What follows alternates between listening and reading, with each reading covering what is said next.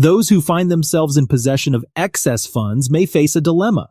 Should they use the money to pay off or at least significantly reduce the accumulated mountain of debt, or is it more advantageous to invest it in future growing assets? Depending on the circumstances, either option can be rational.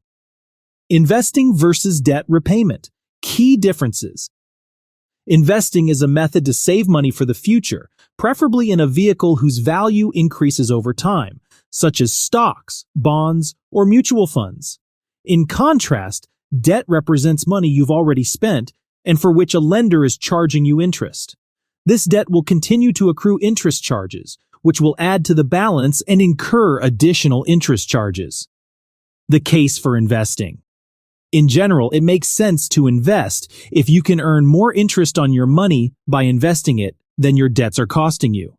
For instance, if you have a mortgage with a 5% interest rate and an index fund that returns 10% annually, you will come out ahead by investing your excess cash in the index fund.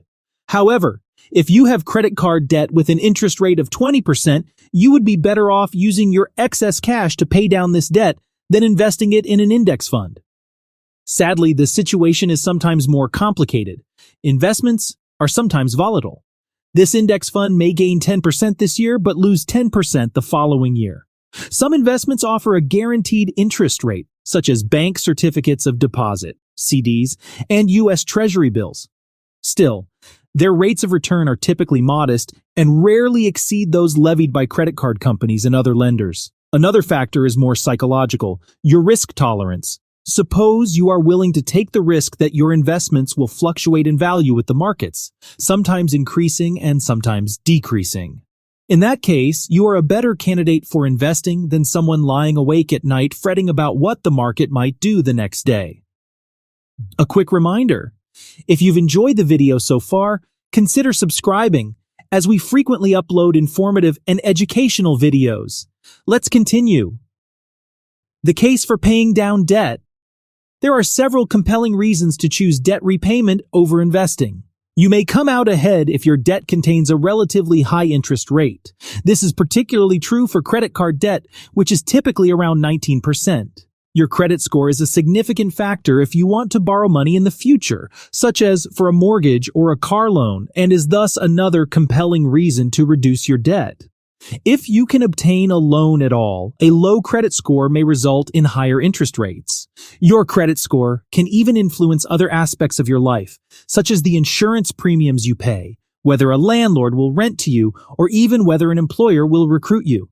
A variety of factors determine credit scores.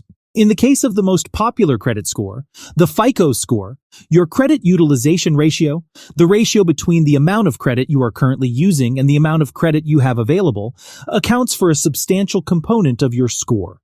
Consequently, a person whose credit cards are all maxed out is likely to have a significantly lower credit score than someone whose credit cards have been paid off or reduced to a more reasonable level.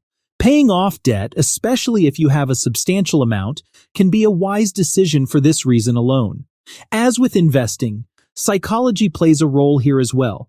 If your debts keep you up at night, you may be better off repaying them, even if you could earn a higher return by investing. The case for doing both. Paying down debt and investing are not mutually exclusive options. You can and should sometimes do both. For instance, if you do not already have an emergency fund, you may use a portion of your funds to establish one and the remainder to reduce your obligations. A low-risk and highly liquid investment such as a money market mutual fund is an excellent location for an emergency fund. How to pay off debts. If you've decided to pay off your debts with extra cash, the next question is how to proceed. If you have enough money to pay off everything you owe, the solution is straightforward: pay it off. However, you will need to establish priorities if you have limited funds. In general, you will get out of debt more quickly if you begin paying off the debt with the highest interest rate and working your way down. For instance, if you have balances on 2 credit cards, one with a 20% APR and the other with a 15% APR, pay off the balance with the 20% APR first. In the case of credit card debt, you may also have the option of transferring your balances to a card with a reduced interest rate and then paying off the debt. Some balance transfer credit cards offer promotional periods of 0% interest for 6 to 18 months, allowing you to pay down your balance more quickly because you won't be charged interest. A debt consolidation loan from a bank or other lender is another option. You borrow money from the lender to pay off your other obligations. You can then use your additional funds to begin repaying the loan. Now you have only one debt to worry about, presumably with a lower interest rate than your previous obligations. In closing, having additional funds is a desirable circumstance. Only you can decide whether to invest or use the funds to reduce your debts. But either use is preferable to squandering it. Regardless of your decision, your financial situation will be better than it was before. If you enjoyed watching this video, please like and share the video with anyone else you think could benefit from this content. Don't forget to hit that red subscribe button so you don't miss any of our upcoming exciting topics. Till then, goodbye and see you in the next video.